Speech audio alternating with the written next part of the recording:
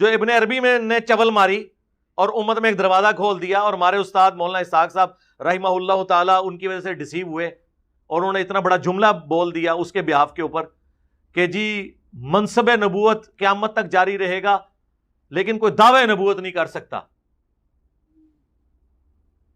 اور وہ اپنے زوم میں سمجھ رہے ہیں کہ قادیانیوں کو ہم نے جواب دے دیا ہے۔ جناب قادیانی دے ہاتھ 'چ ایک اور بندوق تسی پکڑاتی کہ تانوں ایک مجلس ہی فائر مارن۔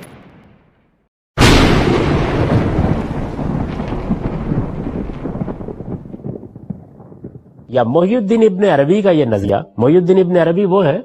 جن کو ہمارے پرانے حلقوں میں شیخ اکبر کہا جاتا ہے، سب سے بڑا شیخ، بڑے غیر معمولی اثرات ہیں ان کی کتابیں ہمارے ہاں بڑی اہمیت کی حامل ہیں، پڑھائی جاتی ہیں، پڑھی جاتی ہیں، ان کی شرح لکھی گئی ہیں۔ یا محی الدین ابن عربی کا یہ نظریہ کہ ختم نبوت کے معنی یہ نہیں ہے، اب یہ کہ یہ بھی کوئی معمولی بات نہیں ہے، وہ توحید تھی۔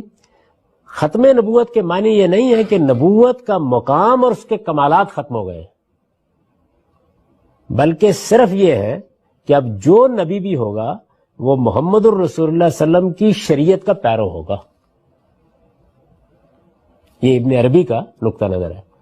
انہوں نے اس کو خود بیان کیا ہے، یعنی یہ کوئی استنباط نہیں ہے،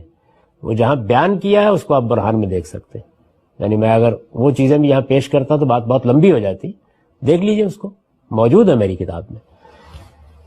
یا محی الدین ابن عربی کا یہ نظریہ کہ ختم نبوت کے معنی یہ نہیں ہے کہ نبوت کا مقام اور اس کے کمالات ختم ہو گئے ہیں، بلکہ صرف یہ ہے، یعنی وہ کہتے ہیں کہ ختم نبوت کی آیت ہے نا قرآن مجید میں، اسی سے آپ استدلال کر رہے ہیں، یعنی نئی نبوت کو ماننے سے انکار کرنے کی بنیاد کیا ہے؟ وہی آیت جو سورہ احزاب میں ہے، وَلَٰكِن رسول اللہ و خاتم النبیین، تو نبی صلی اللہ علیہ وسلم اللہ کے رسول ہیں اور خاتم النبیین ہیں۔ تو خاتم النبیین کا مطلب ہم کیا سمجھتے ہیں کہ نبوت اپنے ہر مفہوم میں ختم ہو گئی ہے، یعنی اب رسالت میں آپ صلی اللہ علیہ وسلم نے گویا مہر کر دی ہے، وہ نبیوں کی مہر ہے، سیل آف دی پروفٹس ہے، یہی مانتے ہیں نا۔ تو یہ کہتے ہیں کہ ختم نبوت کا یہ مطلب نہیں ہے، غلط سمجھا آپ لوگوں نے۔ یہ بزرگ جو ہے اور بہت بڑے آدمی ہیں، یعنی مسلمانوں کے ہاں شیخ اکبر کہا جاتا ہے ان کو۔ ختم نبوت کے معنی یہ نہیں ہے کہ نبوت کا مقام اور اس کے کمالات ختم ہو گئے ہیں، بلکہ صرف یہ ہے کہ اب جو نبی بھی ہوگا وہ محمد الرسول اللہ صلی اللہ علیہ وسلم کی شریعت کا پیرو ہوگا،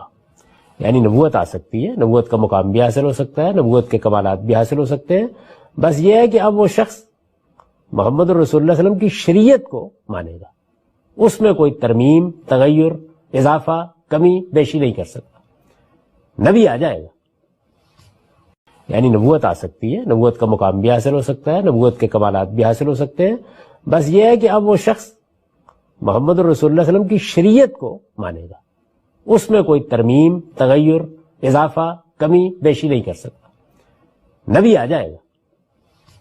موجودہ دور میں سب سے بڑا عالم دین کون ہے؟ میرے خیال ہے کہ جاوید احمد غامدی صاحب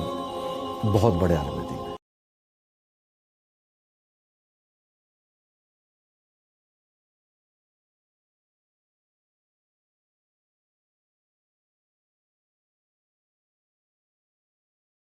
سر تمام فرقوں میں کوئی ایک عالم دین ایسا بتا دیں